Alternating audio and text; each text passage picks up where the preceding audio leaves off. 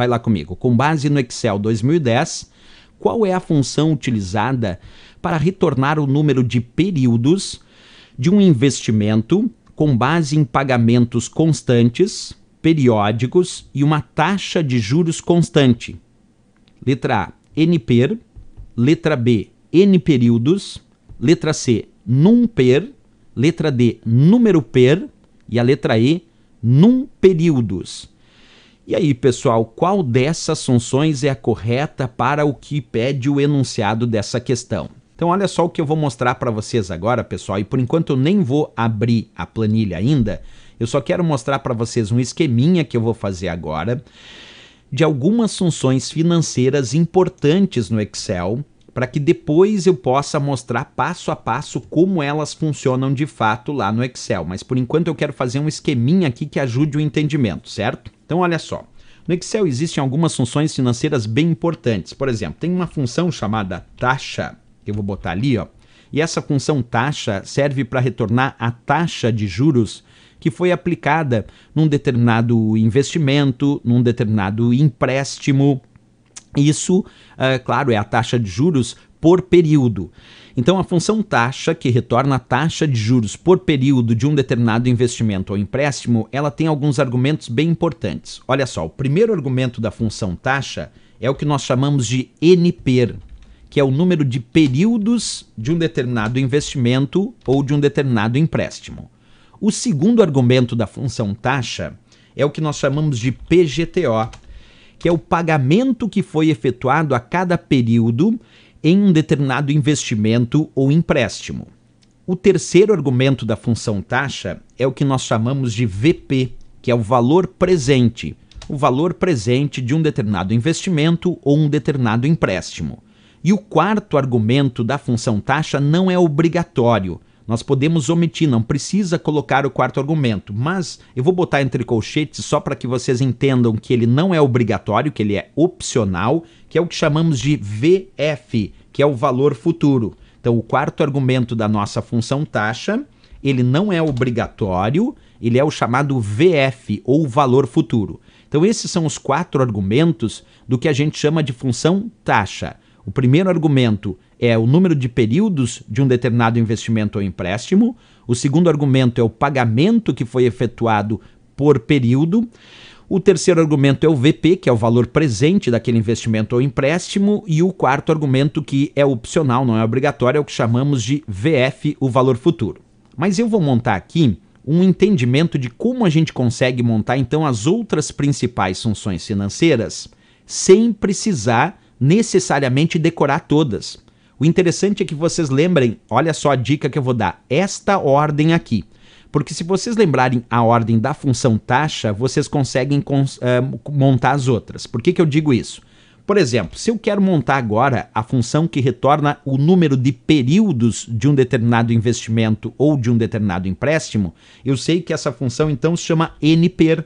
E como é que eu vou saber disso, professor? Porque eu já vi aqui nos argumentos da função taxa que o número de períodos de um investimento ou empréstimo é chamado de NPER. Então, se eu quero ter como resposta o número de períodos de um investimento ou de um empréstimo, eu vou colocar NPER como nome da função. Então, igual NPER, porque agora é isso que eu quero. Aí, como é que eu vou construir os outros argumentos da função NPER? Alguém poderia me perguntar. Aí vai a dica, ó. Se eu sei a ordem dos argumentos da função taxa, então é só lembrar deles que tu monta as outras. Quer ver? Ó? Se a função NPER é o nome da função agora, qual é o primeiro argumento da função NPER? Tem que ser a taxa, porque o que vale é essa ordem, partindo aqui do igual até o fim. Essa ordem é que vale. Então, se NPER agora é o nome da função, então quer dizer que o primeiro argumento da função NPER tem que ser taxa. Tem que ser taxa. Então, eu vou botar aqui no primeiro argumento da função NPER a taxa, que vai ser a taxa de juros que foi aplicada num determinado investimento, num determinado empréstimo.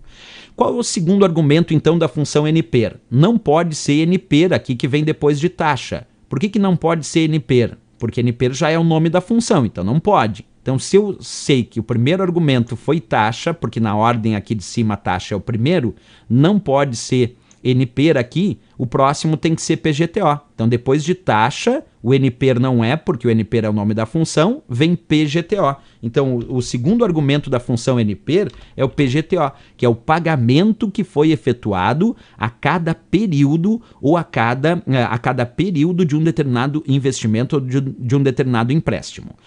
O terceiro argumento da nossa função NPER tem que ser VP, seguindo a ordem aqui. Então, o terceiro argumento da nossa função NPER é VP, que é o valor presente. E o quarto argumento da nossa função VP, ele não é obrigatório, ele é opcional. E quando não é obrigatório, quando é opcional, eu vou colocar aqui entre colchetes, que não é para colocar entre colchetes, é só para saber que não é obrigatório, que nesse caso é o VF, que é o valor futuro. Então, botei entre colchetes ali o VF, não porque tem que ser colocado entre colchetes, não, os colchetes ali eu coloquei só para que vocês saibam que o VF, que é o valor futuro, não é obrigatório, ele é opcional na função NPER. Agora eu quero que vocês me ajudem a entender como construir a próxima função financeira, que é a função PGTO. Como é que a gente pode construir a função agora que calcula o pagamento que foi efetuado a cada período naquele investimento ou naquele empréstimo? Bem, a gente começa colocando então igual PGTO, para dizer aqui que nós vamos construir a função que vai retornar o pagamento que foi efetuado a cada período ou empréstimo, e aí tem que sempre lembrar da ordem da função taxa, que é a primeira aqui. É essa que está valendo para descobrir a ordem dos argumentos. Então, qual é o primeiro argumento da função PGTO? Tem que ser taxa. Então, o primeiro argumento da função PGTO é taxa, se eu seguir a ordem lá de cima. Qual é o segundo argumento da nossa função taxa, pessoal? Tem que ser o NPER aqui, ó, seguindo a ordem. Primeiro é taxa, depois vem NPER. Então, o segundo argumento aqui da nossa função PGTO tem que ser NPER. Coloquei ali, né? Beleza, já está colocado o NPER ali também. Agora, qual é o quarto argumento, pessoal, da nossa função NPER? Olha, desculpa, qual o terceiro argumento da nossa função PGTO? NPER a gente já fez lá em cima, né? Qual o terceiro argumento da nossa função PGTO? Seguindo a ordem, taxa eu já coloquei, tá aqui. A NPER eu já coloquei, tá aqui. Depois de NPER seria PGTO na ordem da primeira função, mas PGTO já é o nome da função, então não pode. Então o próximo argumento tem que ser VP, que é o valor presente. E aí eu vou botar ponto e vírgula, só para mencionar que o quarto argumento, que é o valor futuro, que é o VF, eu estou colocando entre colchetes porque é opcional, não é obrigatório. Perfeito, então já temos 3 funções financeiras importantes que caem nas provas de concurso que a gente já montou. Vamos para a quarta função financeira importante. Olha lá, agora eu quero saber como montar a função VP, que retorna o valor presente. Então vamos colocar igual VP... Aí abrimos parênteses agora e vamos colocar o esqueminha da ordem dos argumentos da função VP, né? Acompanha comigo ali. Nós vamos começar sempre pensando na ordem que aparece os argumentos aqui na primeira função, que é a taxa. Então, qual é o primeiro argumento da função VP? Se eu pegar lá em cima, tem que ser taxa. Então, aqui o primeiro argumento da nossa função VP vai ser taxa. Qual o segundo argumento da nossa função VP se a gente for seguindo esta ordem aqui de cima? É NPER. Então, o segundo argumento da nossa função VP vai ser NPER, que é o número de períodos de um determinado investimento ou empréstimo. Seguindo a ordem aqui, qual vai ser o terceiro argumento da nossa função VP? Vai ser o PGTO. Já usamos taxa, já usamos NPER, agora vamos botar PGTO. PGTO. Agora, olha o perigo agora, acompanha comigo, ó. O quarto argumento, que é opcional, não é obrigatório, não pode ser VP, porque VP aqui, ó, VP já é o próprio nome da função, né? Então, de novo, vai ter que ser quem? Vai ter que ser VF. Então, VF é o nosso quarto argumento, que é opcional, não é obrigatório. Perfeito. Então, agora já temos a função VP, que é o valor presente, também já foi montada. Agora, finalmente, vamos montar a função chamada VF, que retorna o valor futuro de um determinado investimento ou empréstimo. Como é que a gente faz para retornar o valor futuro? Vamos lá, colocar o nome da função desejada, nesse caso VF, que significa valor futuro. Vamos abrir parênteses de novo e agora vamos colocar o nome dos argumentos, né? Na função VF, sempre lembra, tem que seguir a ordem dos argumentos da primeira função que está aqui em cima, né? Então, qual é o primeiro argumento da função VF, que é o nosso valor futuro. Qual é o primeiro argumento? Tem que ser taxa. Então vamos colocar o primeiro argumento, taxa. Ponto e vírgula. Qual é o segundo argumento, seguindo a ordem aqui de cima? Se taxa, depois NPER. Então vamos colocar aqui NPER. Qual o terceiro argumento da nossa função VF? Já preenchemos taxa, já preenchemos NPER, o próximo então é PGTO. Então o próximo argumento tem que ser PGTO. Ainda seguindo a ordem dos argumentos, ó, já foi taxa, já foi NPER, já foi PGTO. Quem é que falta aqui? VF. Aliás, VF. Quem é que falta aqui? VP, né? Então o próximo é VP. Só que nesse caso, como o VP vai ficar no quarto argumento, então nesse caso aqui, o VP é o argumento opcional, não obrigatório. Percebe? Na função VF é a única que o quarto argumento é o VP, que não é obrigatório, que é opcional. Porque em todas as outras funções, o quarto argumento, que é o argumento opcional, que não é obrigatório, era VF. Mas como o VF agora é o nome da função, na função VF, a ordem dos argumentos é taxa, NPER, PGTO, e aí o quarto argumento vira VP. E aí é o VP, que é o valor presente, que não é obrigatório, que é opcional. Então, em primeiro lugar, o que eu quero de vocês na aula de hoje, pessoal, é que vocês façam um print dessa tela. Nesse exato momento, se vocês puderem fazer um print dessa tela, para saberem a ordem dos argumentos das 5 principais funções financeiras que aparecem nas provas de concurso público e que apareceram nos últimos anos, que são exatamente essas 5, a função taxa, a função NPER, a função PGTO, a função VP e a função VF. Porque agora eu vou usar cada uma dessas funções na prática. A gente vai fazer aí sim um teste prático do uso dessas principais funções, então é claro que eu quero que vocês acompanhem comigo aí a elaboração das funções financeiras dentro do Excel. Fizeram o print já? Beleza. Agora que vocês já printaram a tela, eu vou tirar aqui. Não vou mostrar o resultado da questão ainda, não. Eu vou abrir uma planilha aqui no Excel e nessa planilha a gente vai fazer a elaboração de alguns valores importantes aí para perceber como funcionam essas funções financeiras na prática da planilha do Excel, tá bom? Então vamos pegar aqui uma planilha. Perfeito. Agora acompanha comigo. Eu vou digitar aqui na célula A1. Vamos imaginar que eu quero exemplificar como funciona a função taxa. Então eu vou colocar ali, ó, igual taxa, abre parênteses. E eu quero descobrir aqui com a função taxa como é a ordem dos seus argumentos, como é que funciona colocar os argumentos dentro da função taxa. Bem, o primeiro argumento da função taxa é o número de períodos de um determinado investimento ou empréstimo, é o NPER. Vamos imaginar, pessoal, que eu vou fazer um empréstimo aí e eu vou pagar em 12 meses. Então quer dizer que eu tenho 12 períodos. Então eu vou botar no primeiro argumento 12, porque o primeiro argumento é NPER, é o número de períodos de um investimento ou empréstimo. Então o primeiro argumento da função taxa eu botei 12, para dizer que eu vou fazer aí um empréstimo e vou pagar em 12 meses, em 12 parcelas, em 12 períodos. Bem, ponto e vírgula. O que eu vou botar no segundo argumento da nossa função taxa? Vou botar o PGTO. O PGTO é o pagamento que eu vou efetuar a cada período, já que são 12 períodos. Então, no meu caso aqui, no PGTO, eu vou colocar menos 100. Menos 100. Então, quer dizer que eu vou pagar... Ah, professor, por que menos 100? Porque eu vou pagar, né? Porque se eu fosse receber, aí eu teria que colocar 100 positivo. Porque seria um crédito na minha conta bancária aqui no meu bolso. Mas como eu vou tirar do meu bolso e eu vou pagar, então isso vai causar um débito aqui no meu bolso. Então eu vou botar menos 100. Porque se eu colocar 100 no PGTO, eu vou estar dizendo que eu vou receber R$100 a cada período. Se eu botar menos 100, eu estou dizendo para a função que eu vou pagar R$100 por período. Então eu vou botar menos 100, que é o pagamento que eu vou efetuar a cada período. Bem, no terceiro argumento da função taxa, nós vamos colocar o VP, que é o valor presente. Vamos supor que o valor presente seja R$ 1.125,51. R$ 1.125,51.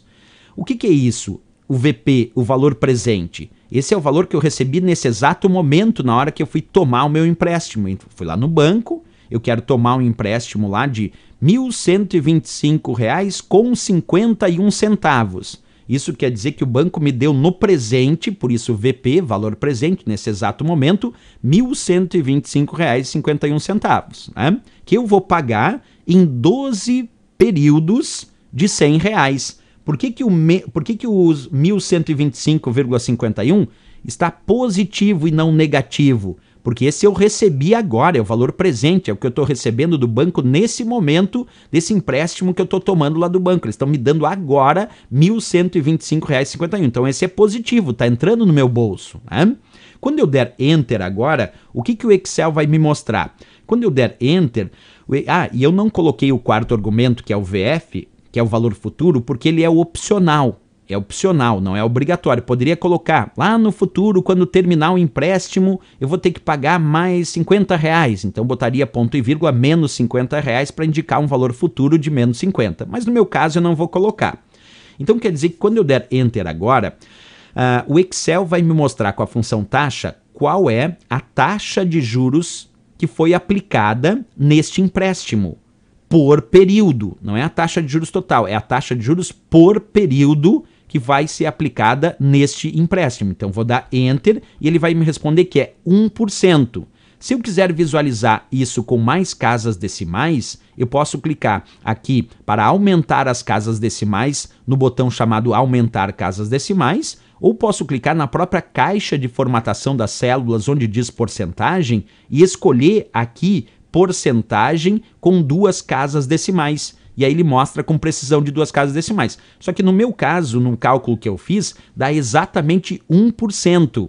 1% foi a taxa de juros aplicada por período nesse meu empréstimo, né? Claro que geralmente dá quebrado ali. Eu fiz um cálculo para dar certinho ali, para não dar quebrado. Então, deu 1%, 1,00%. Isso é que faz a função taxa, mostra a taxa de juros que foi aplicada por período num determinado investimento ou empréstimo. Agora nós vamos fazer uma outra situação aqui, tá? Nós já fizemos aqui a ideia da função taxa. Agora eu vou partir para a próxima função, vou abrir aqui uma planilha nova para vocês e nós vamos fazer o uso da função NPER, que é o número de períodos. O usuário pode desejar já formatar a célula para que o número de períodos já coloque um valor inteiro, sem nenhuma casa decimal. Se eu já quero que ele me mostre o valor inteiro, pessoal, então eu vou fazer o seguinte, ó, vou clicar aqui no ícone do grupo número. Aqui no ícone do grupo número eu posso escolher que ele exiba como número e posso indicar quantas casas decimais. A princípio está 2. Eu posso deixar sem nenhuma casa decimal. Então é interessante que quando eu vou fazer a função NPER, se o usuário desejar ver o número de períodos como um número inteiro, tipo 12 períodos, em vez de 12,5 períodos, porque senão alguém, mas como assim 12,5, 12 períodos e meio, é 12 meses e meio, daí não dá certo. Então por isso que normalmente, quando a gente faz a função NPER, a gente quer ver um número inteiro. Quantos períodos para aquele investimento ou para aquele empréstimo? Aqui o GR1 perguntando se isso é juros compostos. É compostos, né? Isso é da matemática financeira aplicável em qualquer investimento ou empréstimo bancário, por exemplo. Então vamos fazer a função NPER. Eu vou colocar lá igual NPER, que significa número de períodos. O primeiro argumento da função NPER é a taxa de juros por período deste empréstimo ou desse investimento, que no meu caso, eu vou plagiar o exemplo anterior, eu vou botar 1%.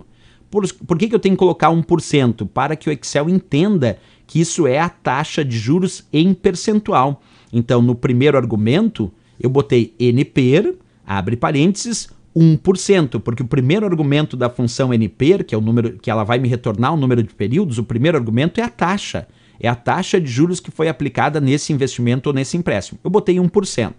O segundo argumento da nossa função NPER é o pagamento efetuado a cada período. No nosso exemplo, nós estamos usando R$ 100, então eu vou botar menos 100, imaginando que ele vai pagar R$ 100 a cada período nesse investimento e nesse empréstimo. Então botei menos 100, porque ele está pagando, ele está tirando do bolso dele, certo? Boto o ponto e vírgula.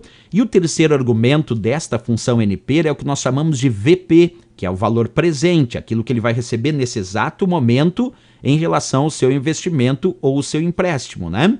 Vamos imaginar aqui, pessoal, que ele então recebeu agora, tomando desse empréstimo, R$ 1.125,51. Beleza.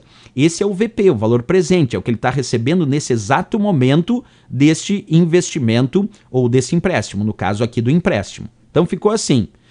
Ele quer saber com a função NP quantos períodos ele vai ter que pagar R$100 a uma taxa de juros de 1% por período, sendo que nesse momento, quer dizer, no valor presente, por isso VP, ele recebeu R$ 1.125,51. Então, quando der Enter agora, vai exatamente dizer aqui, ó, qual é o número de períodos. Então, vou dar Enter e ele me respondeu 12. Quer dizer, ele disse que com essa taxa de juros de 1%, com esse pagamento por período de R$100 e recebendo no valor presente, no VP, nesse exato momento, R$ 1.125,51, o número de períodos deste empréstimo vai ser de 12 períodos. 12 períodos. Bem, vamos continuar vendo outras funções. Vimos a NP, já vimos a função taxa antes, e agora vamos para a próxima, que é a função PGTO. Vamos fazer o teste aí da função PGTO. Vamos ver. Olha lá, igual PGTO. Eu pergunto para vocês, o que faz a função PGTO? Ela informa, ela retorna qual é o pagamento que vai ser efetuado a cada período num determinado investimento ou num determinado empréstimo. O primeiro argumento da função PGTO é a taxa de juros aplicada por período. Então, vou botar ali 1%, porque o primeiro argumento da função PGTO, vou repetir, é a taxa de juros aplicada por período. Perfeito, botei 1%. Ponto e vírgula.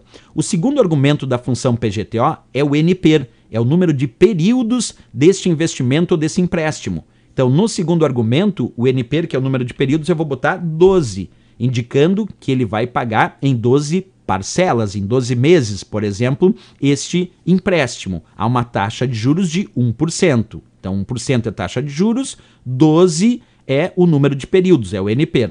O terceiro argumento é o VP, é o valor presente, aquilo que ele recebeu nesse momento, já que ele está tomando um empréstimo daquele banco. Então, nesse momento, ele recebeu R$ 1.125,51, né? Beleza. E vou fechar parênteses. Então, olha como é que ficou agora, pessoal. A função PGTO vai ter que retornar qual é o pagamento que ele vai ter que efetuar a cada período, sendo que tem uma taxa de juros de 1%, que ele vai pagar isso em 12 períodos, por exemplo, em 12 meses, e que ele recebeu nesse momento do empréstimo que ele está tomando no banco R$ 1.125,51. Então, quando ele der Enter agora, vai dizer qual vai ser o pagamento que ele vai ter que efetuar a cada mês, a cada período. Vamos dar Enter ali, R$ 100. Professor, por que apareceu em vermelho e negativo? Porque quando a gente usa a função PGTO, ele automaticamente formata os valores negativos com o sinal menos e com a cor vermelho. Vou repetir, quando a gente usa a função PGTO e ele indica qual é o pagamento, já que é pagamento, eu vou ter que pagar, ele indica com valor negativo, né? É menos R$ 100, estou pagando. E aí ele aproveita e coloca também em vermelho, porque se fosse positivo ficaria preto, mas como é negativo, ele deixa em vermelho. Essa é a nossa função PGTO, então, que retorna o pagamento que foi efetuado a cada período num determinado investimento, num determinado empréstimo. Bem, vamos para a próxima função. São 5, né? Nós já vimos aqui 3 funções. Vimos a função taxa, vimos a função NP e vimos a função PGTO. Todas elas, vou repetir, muito importante aí para as provas de concurso, que ultimamente, nos últimos anos, começaram a pedir muito essas funções financeiras. Quando me perguntam, professor, mas na prova do Excel eles pediram o cálculo? Não. Eles pediram só que função era e qual era a função que eu ia escolher, se ela estava montada de acordo com os argumentos, se os argumentos estavam montados de forma correta.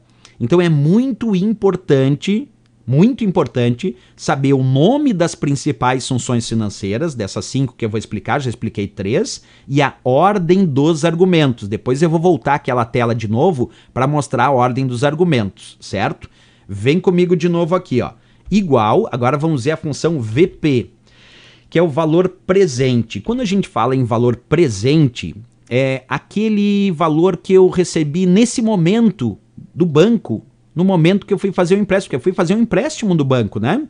E o banco disse, quanto é que tu quer do empréstimo? Eu digo, eu tô precisando de R$ 1.125,51. Isso é o VP, isso é o valor presente, é o valor que eu tô tomando de empréstimo do banco. Então eu quero saber qual é esse valor presente. Mas como é que a gente vai fazer isso? O primeiro argumento da função VP é a taxa de juros que foi aplicada nesse investimento ou nesse empréstimo. No meu caso, o empréstimo. Então eu vou botar aqui 1%, que foi a taxa de juros que foi aplicada nesse meu empréstimo. Então o banco disse o seguinte, olha, Rodrigo, para esse teu empréstimo aí, nós vamos aplicar uma taxa de 1% por período. Então eu botei taxa 1%. Ponto e vírgula. O segundo argumento da função VP, da função que mostra o valor presente, é o NPER, que é o número de períodos desse investimento, desse empréstimo. 12, né? Lembrando, 12 meses que eu vou pagar esse meu empréstimo. Então botei ponto e vírgula 12, que é o NPER, é o número de períodos. O terceiro argumento é o PGTO. É qual é o valor que eu vou pagar por período desse investimento, desse empréstimo. No meu caso, o valor que eu vou pagar por período desse investimento, desse empréstimo é R$100. Por que eu botei menos 100? Bem, porque se eu estou pagando, eu tenho que botar menos 100, porque eu estou debitando do meu bolso, né? Se eu estivesse recebendo, seria valor positivo. Então agora ficou assim a minha função VP. Ela tem que dizer qual é o valor presente, quer dizer, o que eu vou receber do banco agora se ele me cobrar uma taxa de juros de 1% por período, se ele me disser que eu vou ter que pagar esse empréstimo em 12 meses, em 12 períodos, e que em cada um desses períodos eu vou ter que pagar R$100. R$100. Então, quando eu der Enter agora, pessoal, olha só, qual foi o valor? R$ 1.125,51. Aquilo que a gente já sabia dos exemplos anteriores, quer dizer, o VP, o valor presente, aquele valor que o banco vai me entregar agora, desse empréstimo que eu estou tomando do banco, é R$ 1.125,51. Esse foi o resultado da minha função VP, que é o valor presente, como eu indiquei para vocês, né? Beleza, pessoal, já sabemos a quarta função financeira. Vamos para a nossa quinta e última função financeira. É claro que existem outras, obviamente, mas essas são as principais, são aquelas que caíram nas provas de concurso nos últimos 2 anos. Por isso que eu estou me atendo, me pergunto, professor, mas por que está se atendo só a essas 5 funções financeiras? E não outras e outras, porque essas são as que caíram nas provas nos últimos anos, né? Então, essas são aquelas que a gente tem obrigação de entrar na prova sabendo, porque existem muitas, né? Mas essas funções financeiras a gente tem que entrar sabendo direitinho. A próxima função financeira que nós vamos discutir é VF, que é o valor futuro. Mas aí, pessoal, tem um detalhe aí importante, ó. Na função VF, lembra que nós em nenhum momento até agora, a gente usou essa função VF, né? Porque em nenhum momento eu usei o argumento do valor futuro. Então agora nós vamos inventar um pouquinho aqui a ideia desse valor futuro. Vamos imaginar o seguinte, ó, taxa de juros de 1%, certo? Taxa de juros de 1%. Vamos imaginar que o número de períodos seja 12 períodos. Vamos imaginar que o pagamento por período seja de... vamos botar agora, em vez de colocar 100, vamos colocar aqui 90. Vamos colocar 90. Então agora eu botei menos 90. E agora eu vou botar ponto e vírgula VP, que não é obrigatório, percebe? O VP não é obrigatório, certo? Que é o valor presente. Ele aqui é opcional. Eu posso deixar sem ou com. Ou até poderia colocar outro valor qualquer, né? Bem, se eu botar esse... Vamos botar até um 99 ali, para não ficar exatamente 90, para chegar bem próximozinho. Vamos botar menos 99 como pagamento. Aí ele me diz que o valor futuro é 1.255,57. Perfeito. Por que foi isso? Porque eu mudei um pouquinho ali o menos 99. Então quer dizer que lá no futuro ele está me dizendo que nessa taxa de juros, pagando em 12 períodos, e aí a cada período pagar R$ 99, ele vai me dar lá no futuro R$ 1.255,57. Isso lá no futuro, porque eu não vou tomar no presente aí, né? Também poderia ter colocado ali menos 100, só para a gente brincar ali, ó, 1.268,25 lá no futuro, porque aí eu estou recebendo no futuro e não no presente. E como eu estou recebendo no futuro agora e não no presente, isso altera, claro, o valor do cálculo da taxa que ele vai me pagar lá no futuro. Então o VF é o valor futuro de um determinado investimento ou de um determinado empréstimo. Bem, como eu disse para vocês que na prova de informática, o mais importante nesse caso não são os cálculos financeiros em si, é a ordem dos argumentos e quais são essas principais funções financeiras. É por isso que para quem está chegando agora, eu vou colocar novamente aí na tela, e é importante que vocês olhem bem essa imagem aí da tela. Quais são as principais 5 funções financeiras, porque existem muitas outras, mas essas são as 5 principais funções financeiras que existem no Excel. São aquelas que estão caindo nas provas de concurso com regularidade, principalmente em alguns concursos de áreas financeiras, como o caso de bancos, por exemplo, mas caiu já em provas que não são da área de banco também. E aí é importante perceber quais são o nome dessas funções, quais são os argumentos de cada uma dessas funções, como eu botei aqui, e também lembrar que se aparecer, ó, algo entre colchetes nesse meu esqueminha, não é porque é para colocar entre colchetes, não. O que está entre colchetes aqui, que é o VF, VF, VF, VF, e no último caso VP, é só para dizer que é opcional aquele argumento, que aquele argumento não é obrigatório, certo? Então isso aqui é só um esqueminha para vocês saberem que ali é opcional o quarto argumento em cada uma dessas funções, ele não é obrigatório. Pronto. Já deixei aqui na tela bonitinho, agora a gente já pode voltar para a questão, finalmente voltar para a questão para tentar dar a resposta. Diz assim, com base no Excel 2010, qual é a função utilizada para retornar o número de períodos de um investimento com base em pagamentos constantes periódicos e uma taxa de juros constante? A resposta, como acabamos de ver então, é a nossa letra A de América NPER, até porque a função N períodos não existe, a função numper não existe, a função número per não existe e a função num períodos também não existe. A única dessas funções que existem é a letra A, NPER, que retorna o número de períodos, seja de um investimento ou de um empréstimo, e aí chegamos na conclusão aí da nossa letra A de América como o gabarito dessa questão.